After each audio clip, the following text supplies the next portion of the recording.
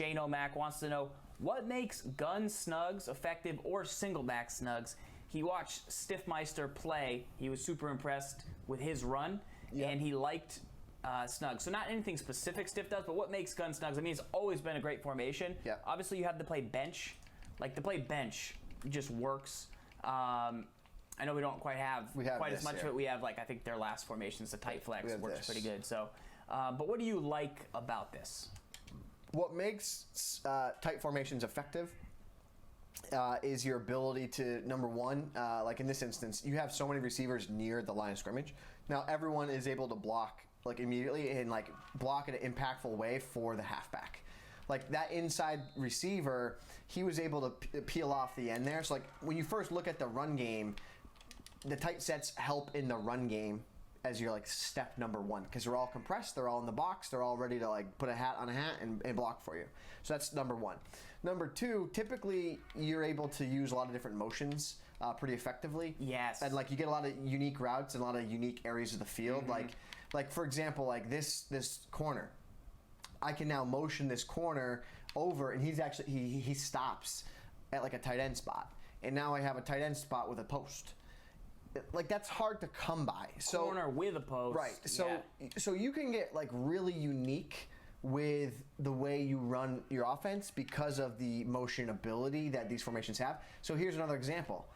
Let's take a look at this route right here. Again, let's motion it to the right. He stops at the same spot. Doesn't flip. Well, guess what? Now you got a little speed out. Bang, little speed out, right? Like, so that is notoriously one of the reasons why tight formations, Snugs formations have been really effective over the years. Now, number three, which I think is probably the most important reason why they're good, they tend to have the most unique routes. They tend to have the most corner routes. Corner routes are usually the best routes in the game. And they tend to have, random unique routes. Those you got a Cobb route that's a post, like a vertical. So you got an inverted post route to Nelson. So I would say that's probably the primary reason why is when you typically look at gun snug formations and you look back in the history of Madden, you're going to say that those formations usually had the most unique plays, most unique routes. I'll go back all the way back to Madden 09 as just one example. Madden 09 introduced a gun snugs formation that was new to the game that year. And what they had was the PAX clown. And the PAX clown in that formation had a blue route on the line of scrimmage, and it had like a post corner over the middle of the field, and then it had a deep cross over the middle of the field. Those routes had like never really been all comboed together on one play before, and that instantly became one of the best plays in the game. So what I would say is, what do we always say about Madden? You see a new route, you see a weird route, you try it. That's a chair route according to Zan's channel on the PAX out and ups. Yeah. Just go there and watch the video. But yeah, those are some unique routes, right? Like those are good. The mesh is good. The PA waggle is excellent. Corner. You can motion that. Like there's a lot to like from these snugs. Yep. So definitely check it out. I would say that the number one way people I would say you'd look at a guy like Eric Problem, right? The way he defends Snugs. Years ago, he shared with me in the old Madden Tips community. He shared with us that the way he strategizes and faces these tight formations is he looks at them as one way. I'm going to play aggressive cover 2, send 6, send 2 free style blitzes. I'm going to clamp down on you. I'm going to protect the short part of the field on the outside, and I'm going to get real usury over the middle of the field. And that's one of the weaknesses that gun tight flex has. Hard to pick up pressure, Hard to pick up pressure, but there's also not a lot of space.